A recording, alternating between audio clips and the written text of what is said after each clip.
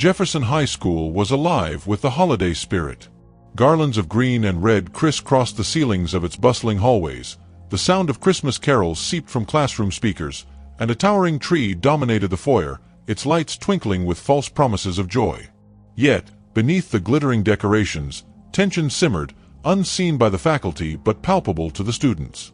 In the middle of this festive facade, Daniel Harper, a shy sophomore with a perpetual air of unease, did his best to remain invisible. Daniel wasn't just shy. He was a survivor in a school dominated by unspoken hierarchies.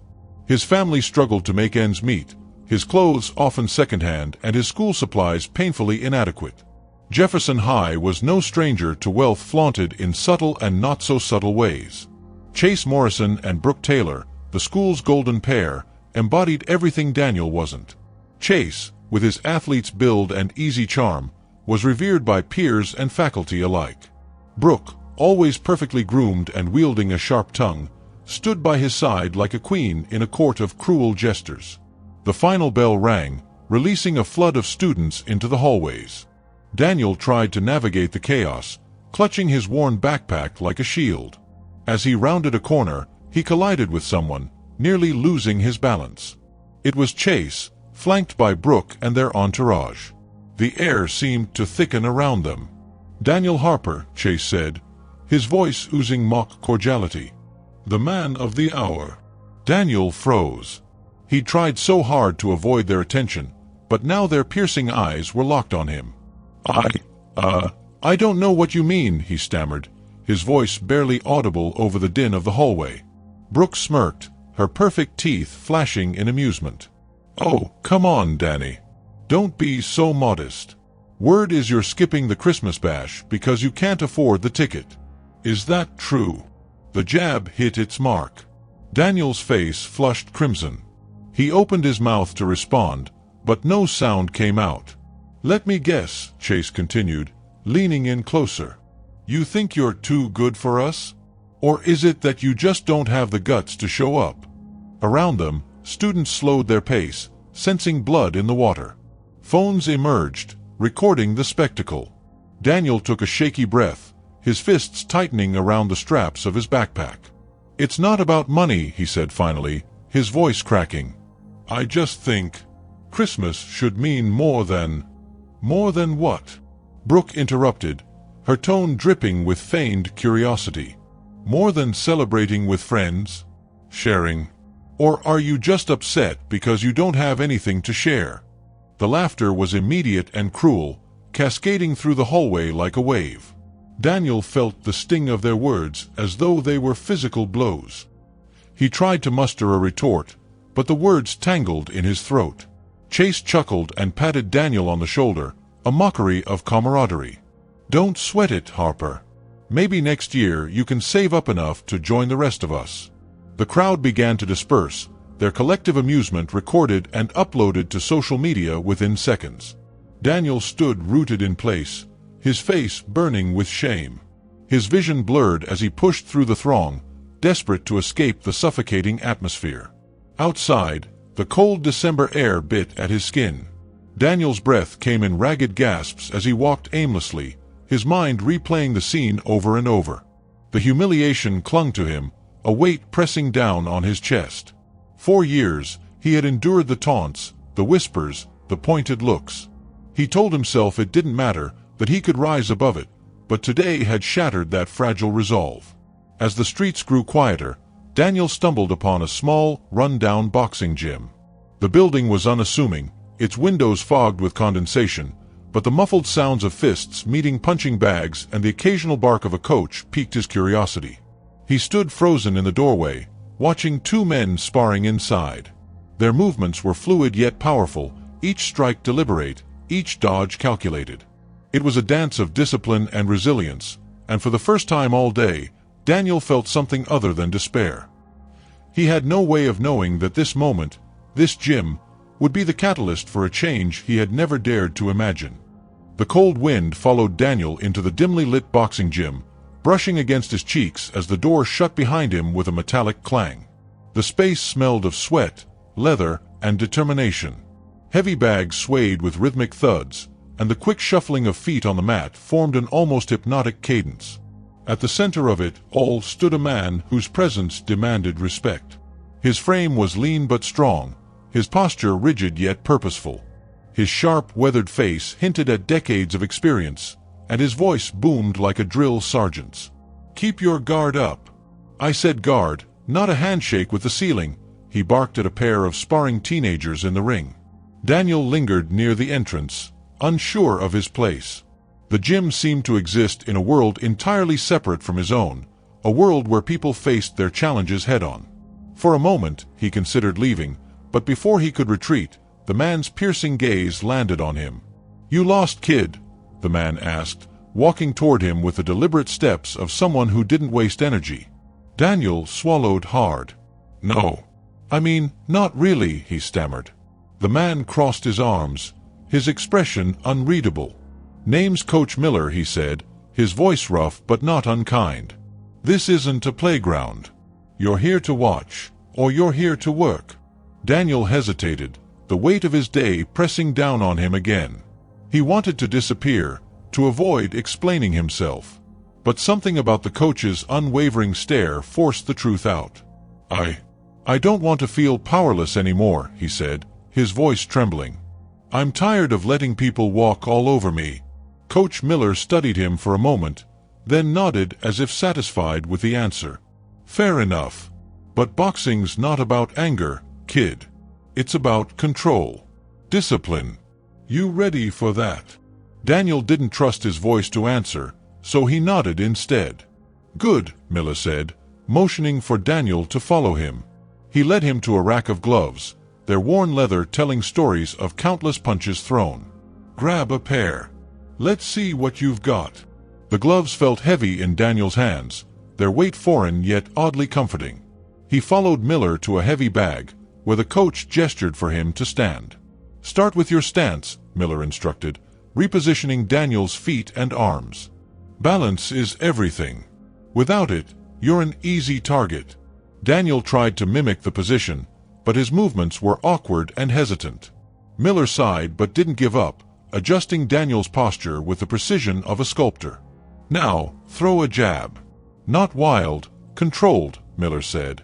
The first punch landed with a weak thud. Daniel winced at the impact, his knuckles aching even through the padding. Miller raised an eyebrow but said nothing, his silence louder than any critique. "Again," he ordered. Daniel struck the bag once more, the sound sharper this time. His arms burned from the effort, and sweat began to bead on his forehead. "You're not fighting the bag, kid. You're fighting yourself," Miller said, his voice taking on a more reflective tone. "Every doubt, every fear, it's all in your head. Boxing teaches you to push through that noise. Now hit it like you mean it." Something shifted in Daniel. His punches grew steadier, more deliberate. Each jab carried the weight of the day's humiliation, the laughter, the sneers. But it wasn't anger driving him, it was resolve. Minutes turned into an hour, and by the end, Daniel's arms felt like lead. He leaned against the bag, panting, his shirt clinging to his damp skin. "Not bad for a first-timer," Miller said, handing him a towel. "But don't think one session makes you a boxer. You want to stick around. It's going to take work. Real work." Daniel wiped his face, his chest still heaving. Despite the exhaustion, a small spark of pride ignited within him. For the first time in as long as he could remember, he felt like he had taken a step forward, no matter how small. As the other boxers packed up for the night, Daniel lingered, unsure of whether he was allowed to stay. Miller noticed and walked over, his tone softer now. "You've got potential, kid. Not just in boxing, but in you. You show up here tomorrow, same time, and we'll see if you're serious." Daniel nodded, a flicker of hope in his chest. "Thank you," he said quietly. Miller smirked. "Don't thank me yet. Tomorrow, you'll be cursing my name." The walk home was different this time. Though the winter wind still bit at his skin, Daniel barely noticed. His shoulders were a little straighter, his steps a little more assured. The humiliation from earlier in the day hadn't vanished, but it no longer consumed him. When he reached his front door, he paused, looking up at the dark sky above. The stars seemed brighter tonight, as if reflecting the faint but growing fire within him. Daniel knew his journey had just begun, but for the first time, he believed he could rewrite his story. The following morning at Jefferson High School felt eerily unchanged. Students filled the hallways with the same cacophony of chatter, locker doors slammed in rhythm, and the air buzzed with the mundane energy of routine. Yet, for Daniel, something was different. As he walked through the crowded corridors, his shoulders no longer hunched under the invisible weight of insecurity. He wasn't invincible, far from it, but the memory of the boxing gym, of Coach Miller's voice urging him to push forward, lingered like a faint shield. Passing the usual throng of Chase and Brooks admirers, Daniel felt their eyes flicker toward him. He braced for a comment, a taunt, but none came. Brooke tilted her head, as if puzzled by the lack of a reaction from their usual target. Chase's smirk faltered slightly, though he quickly masked it with his usual bravado. Daniel didn't linger. He walked past them, not hastily, but deliberately, like a man who had somewhere better to be. Inside the classroom, Daniel's newfound sense of self was tested. Halfway through the lesson, a commotion broke out near the back row. Ryan Calloway, a scrawny freshman known for his hand-me-down clothes and perpetual nervousness, was surrounded by 3 juniors. They sneered at his threadbare sneakers and mocked him for his stammered attempts to deflect their insults. The familiar scene ignited a battle in Daniel's mind. He remembered all the times he had been in Ryan's place, the humiliation, the helplessness. His instinct was to stay quiet, to avoid drawing attention to himself. But the weight of Coach Miller's words rang in his ears. "You're not fighting the bag. You're fighting yourself." Daniel stood abruptly, his chair scraping loudly against the floor. Heads turned as he walked toward the confrontation, his heartbeat thundering in his ears. "Hey," Daniel said, his voice steady but firm. "Leave him alone." The juniors paused, their expressions shifting from amusement to annoyance. The tallest of the 3, Alex, stepped forward. "What's it to you, Harper? Feeling brave all of a sudden?" Daniel didn't flinch. "What do you get out of this? Picking on someone who can't fight back. Does that make you feel big?" The room fell silent, the air thick with tension. Even the teacher hesitated to intervene, watching from the desk with a mixture of curiosity and caution. Alex scoffed, but something in Daniel's unwavering stare made him step back. "Whatever," Alex muttered, motioning for his friends to follow. "Not worth it."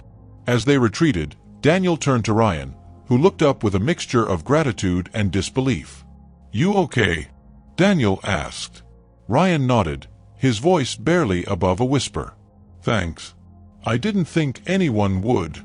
"You don't have to thank me," Daniel said, offering a small smile. "Just don't let them see you scared next time." The exchange didn't go unnoticed. Whispers spread through the classroom like wildfire.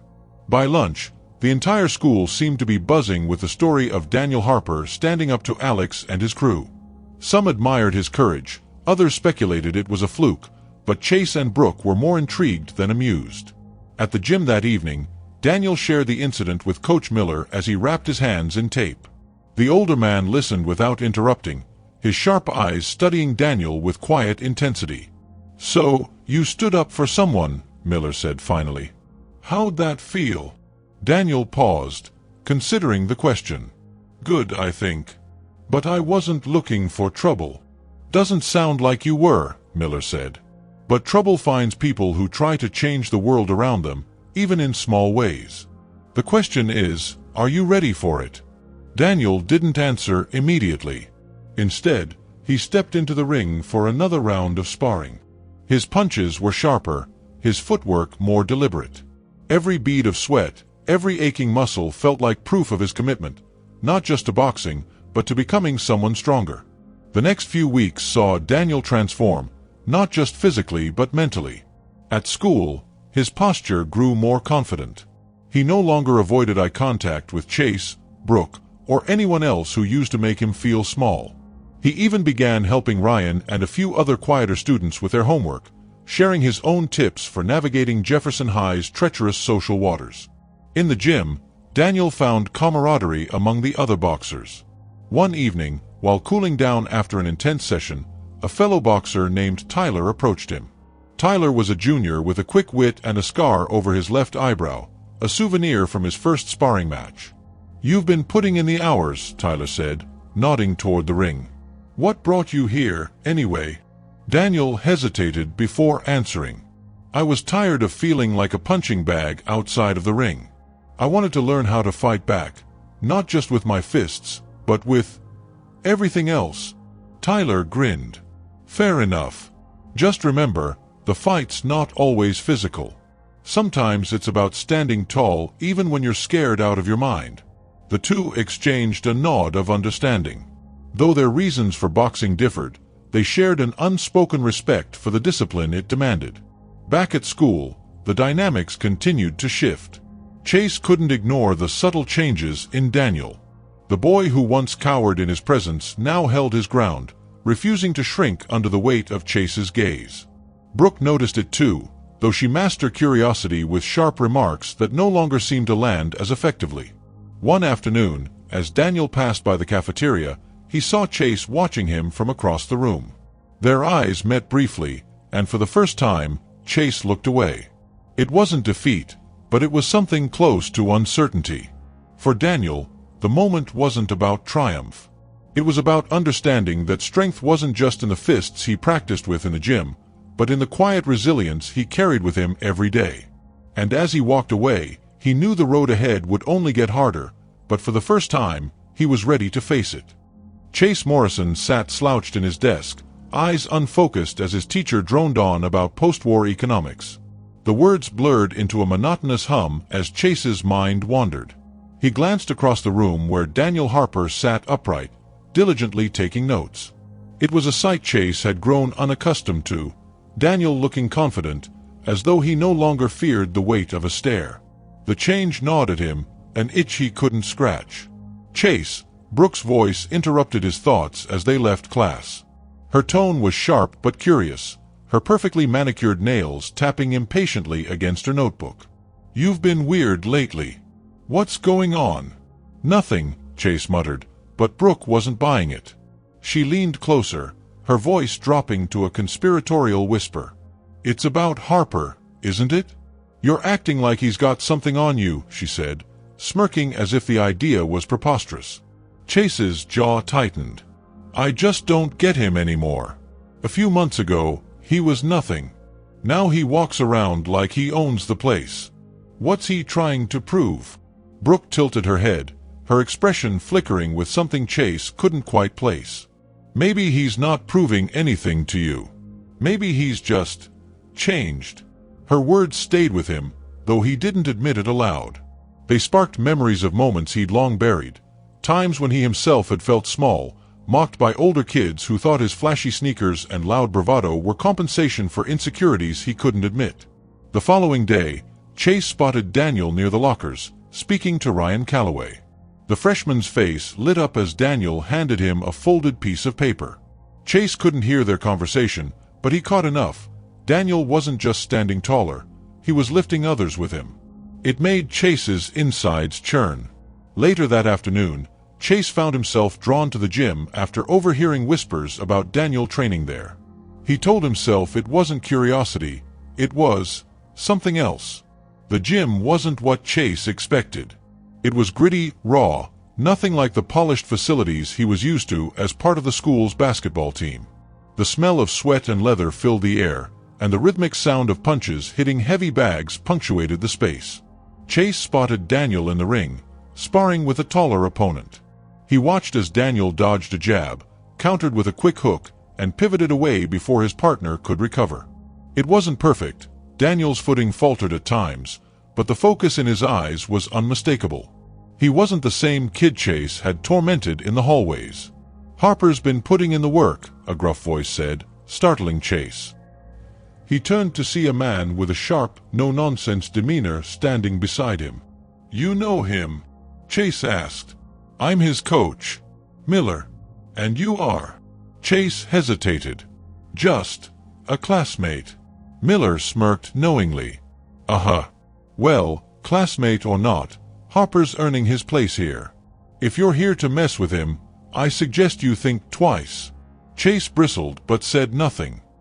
He continued to watch as Miller returned to the ring to give Daniel instructions. It was clear Daniel had found something in this gym, a purpose, a strength that extended beyond physicality.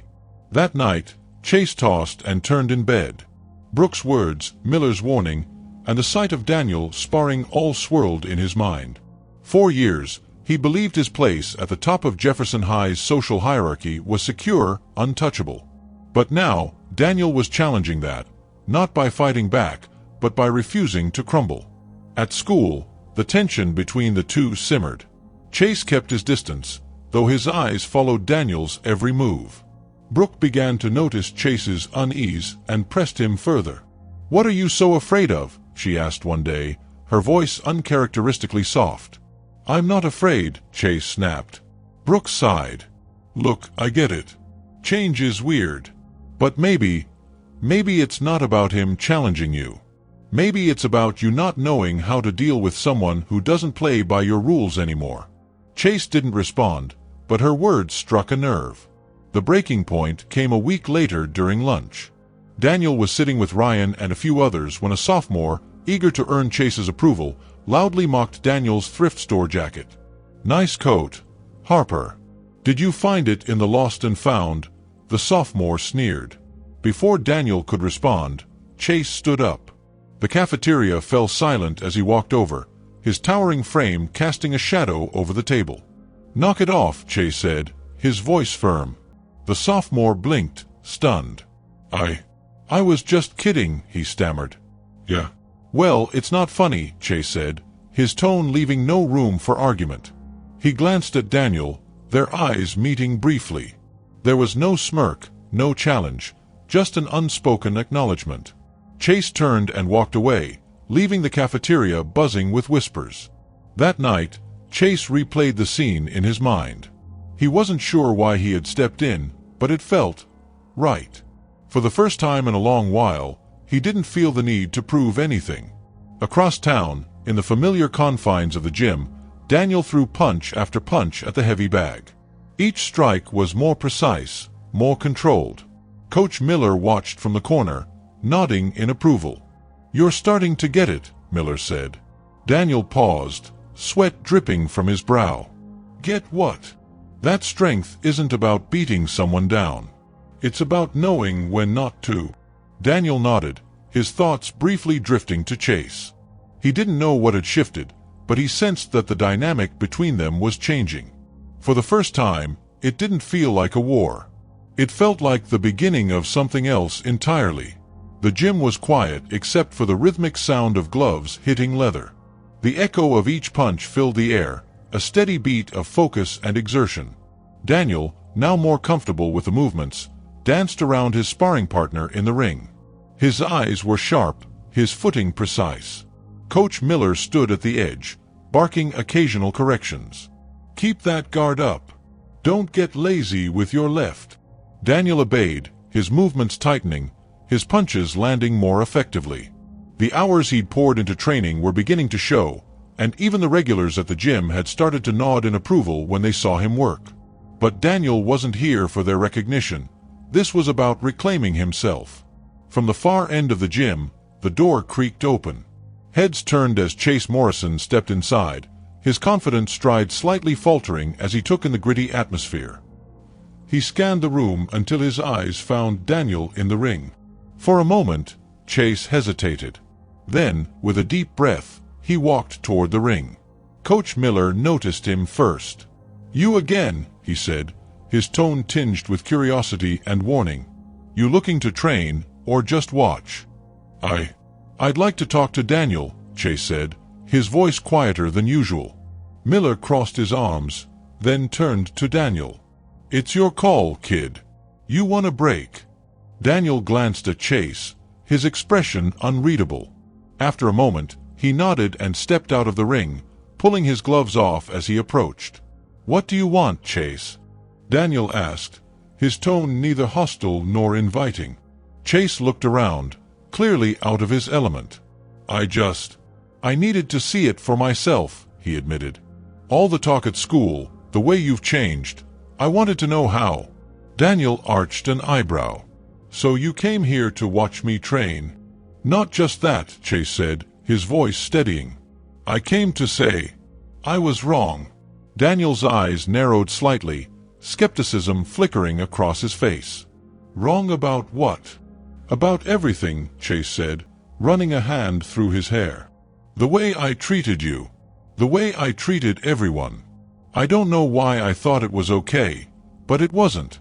And seeing you now, you're stronger than I ever gave you credit for. Stronger than I am." The gym seemed to quiet around them, as if even the sound of punches and grunts faded into the background. Daniel crossed his arms, studying Chase carefully. "Why now?" Daniel asked. "Why do you care all of a sudden?" Chase exhaled, his shoulders slumping slightly. "Because I see myself in you. Or at least, who I used to be before I got so angry. I was always trying to prove something, and I took it out on people who didn't deserve it." "You didn't deserve it." For a long moment, Daniel didn't respond. He thought of all the times Chase had humiliated him, the sneers, the taunts, the laughter. He thought of how small he'd felt. And yet, standing here, seeing Chase vulnerable and unsure for the first time, something shifted. "You can't undo what you did," Daniel said finally, his voice calm but firm. "But if you're serious about changing, that's on you. Not me." Chase nodded, his expression solemn. "I know. But I wanted to start by apologizing." Before Daniel could respond, Coach Miller stepped between them, his gaze sharp. "Apologies are words, Morrison. If you're serious about changing, you show it with action. You wanna be better? Step in the ring." Chase blinked, caught off guard. "What?" "You heard me," Miller said. "You came here to see what strength looks like. Now you're gonna feel it. Harper, you in?" Daniel hesitated, but then nodded. "Sure." The gym buzzed with quiet anticipation as the two climbed into the ring. Chase fumbled with the gloves Miller handed him, clearly unfamiliar with the process. "This isn't about knocking each other out," Miller said as he adjusted Chase's gloves. "It's about respect. You don't earn it with cheap shots. You earn it by showing up and putting in the work. Let's see what you've got." The first few exchanges were clumsy. Chase's punches were wild, his movements uncoordinated. Daniel, on the other hand, moved with practiced precision, dodging and countering with ease. But he didn't hit hard. His strikes were measured, controlled. "Keep your guard up, Morrison," Miller shouted. "You're leaving yourself wide open." Chase grunted as another jab landed on his shoulder. His frustration grew, but so did his determination. He began to focus, mimicking Daniel's movements, learning on the fly. His punches became steadier, his footwork less erratic. By the third round, Chase was sweating profusely, his breath ragged, but his resolve was intact. Daniel noticed the change and began to push harder, testing him. "Not bad," Daniel said between punches. Chase managed a weak smile. "Don't go easy on me now." The sparring match ended with Miller calling time. Both boys stood in the ring, panting, their gloves hanging loosely at their sides. There was no clear winner, but the energy between them had shifted. As Chase removed his gloves, he looked at Daniel, his expression sincere. "Thanks for not holding back." Daniel nodded. "Thanks for stepping up." Miller clapped his hands, breaking the moment. "All right, you two, get cleaned up. This gym isn't a therapy session." The tension dissolved into faint smiles as Chase and Daniel left the ring. It wasn't a friendship, not yet, but it was something. A truce, perhaps, or the beginning of mutual respect. Outside the gym, the night was cold, but Chase felt lighter as he walked home. For the first time in a long while, he wasn't running from himself. Meanwhile, Daniel lingered inside the gym, wrapping his gloves neatly. The journey wasn't over for either of them, but in their own ways, they had taken the first steps toward something better. The gym buzzed with life, but this time, it wasn't the sound of gloves hitting heavy bags or Coach Miller's sharp commands. The place had been transformed into a space of unity and celebration. Twinkling Christmas lights hung across the rafters, and the faint hum of holiday music played from an old speaker in the corner. Tables were set up with food brought by students, teachers, and even gym regulars. It wasn't extravagant, but it was warm and welcoming, a far cry from the exclusive holiday parties that had once defined Jefferson High's social calendar. Daniel stood near the ring, helping arrange a small stack of wrapped presents for a gift exchange. He glanced around the room, his heart swelling at the sight of so many faces, some familiar, some unexpected, all coming together. Chase and Brooke were at one of the tables, carefully arranging plates and cups. Brooke, ever poised, had insisted on a touch of organization, much to Chase's bemusement. "You know, this isn't bad," Brooke said, stepping back to admire their work. "Simple, but nice." Chase smirked. "Look at you, embracing the common folk." She shot him a mock glare but smiled. "I'll admit, it feels better than I thought. No status games, no expectations. Just people." Nearby, Ryan Calloway and a few other younger students laughed as they tried their hand at an impromptu shadowboxing lesson led by one of the gym regulars. Ryan's awkward movements drew good-natured encouragement from the group, and for the first time, he seemed at ease. Daniel approached Chase and Brooke, a hesitant smile on his face. "Thanks for helping set this up," he said. Chase shrugged, but there was a flicker of genuine gratitude in his eyes. "Couldn't let you have all the credit, Hopper." Brooke nodded, her expression softening. "You were right, you know. About all of it. Christmas, people, what actually matters. I never really thought about it until now." Daniel didn't respond immediately, but his smile grew. "I didn't do this alone. Everyone here made it happen." The evening unfolded with a warmth Jefferson High hadn't seen in years. Students who rarely spoke to each other shared stories and laughter. The gym's regulars demonstrated basic boxing techniques to curious onlookers, and Coach Miller, gruff as ever, oversaw everything with a watchful eye. Even he couldn't hide the small smile tugging at the corners of his mouth. As the gift exchange began, Daniel found himself standing near the ring with Miller. The older man handed him a cup of steaming cider, his sharp gaze softening for once. "You did good, kid," Miller said. "Couldn't have done it without you," Daniel replied. Miller chuckled. "Don't give me too much credit. You're the one who put in the work, in and out of the ring. That takes guts." Daniel looked around the gym, at the students, the lights, the laughter. For the first time in as long as he could remember, he felt at peace. "It doesn't feel like I'm just surviving anymore," he said. "That's because you're not," Miller said simply. The night wore on, and as the crowd began to thin, Daniel found himself face to face with Chase once more. The tension that had once defined their interactions was gone, replaced by something resembling mutual understanding. "Hey," Chase said, rubbing the back of his neck. "I never got the chance to thank you for, not giving up on me. You could have just written me off." Daniel shrugged. "People can change. Took me a while to figure that out, but I'm glad you did too." Chase extended his hand, and after a brief hesitation, Daniel shook it. It was a simple gesture, but it carried the weight of everything unspoken between them. As the last of the decorations were packed away and the gym emptied, Daniel lingered for a moment, staring up at the twinkling lights that still hung overhead. The path he had walked was far from easy, and the road ahead would have its challenges, but tonight had shown him something he hadn't dared to believe before: the power of resilience, community, and the strength found in forging one's path. Under those lights, Jefferson High didn't feel like the place where he'd once been humiliated. It felt like a place where something new had begun. If you enjoyed the story and want to see more content like this, support the channel by subscribing, liking, and turning on notifications.